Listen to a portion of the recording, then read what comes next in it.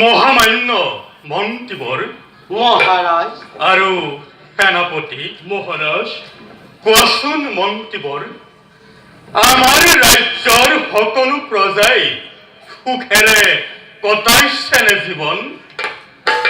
আৰু মোৰ শাসনত কোনোবা প্ৰজা হয় নেকি অসন্তুষ্ট?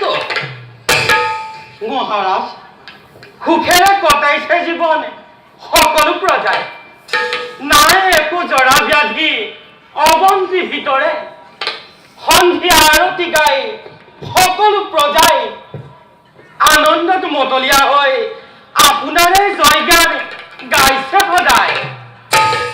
মহাৰাজ, চিন্তাৰ নাই প্ৰয়োজন, থাকোতে জীৱিত বীৰেন্দ্ৰ সিংহ কিয় চিন্তা কৰে ৰাজ্যৰ কাৰণে? যদি সমগ্ৰ ক্ষত্ৰিয় জাতি আমাৰ বিৰুদ্ধে হয় একগোষ্ঠী, তথাপিতো বাধা দিব নোৱাৰিব বীৰেন্দ্ৰ সিংহ। ধন্য ধন্য মন্ত্ৰীবৰ আৰু সেনাপতি মহাৰাজ, প্ৰথম কিছুময় তোমালোকক যাৰ বীৰত্বৰ ফলতে আজি মই অৱন্তীৰ এক শক্তি সম্ৰাট। কিন্তু মন্ত্ৰীবৰ মহাৰাজ, এটা মাত্ৰ চিন্তাই মোক দিনে ৰাতিয়ে অস্থিৰ কৰি তুলিছে। জ্যেষ্ঠ পুত্ৰ মোৰ ৰোহিত কুমাৰে ৰাজসুখ বিসৰ্জন দি শৰীৰ চিন্তাকেই কৰিছে সদায়।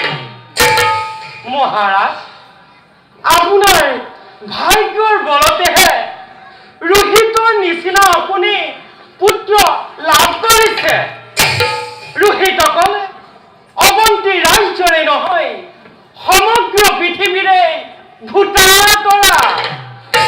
তাৰ বাবে মহাৰাজ আপুনি কোনো চিন্তা নকৰিব। নহয় মন্ত্ৰীবৰ, মোৰ অবিহনে সি অৱন্তীৰ ৰজা হ'ব লাগিব।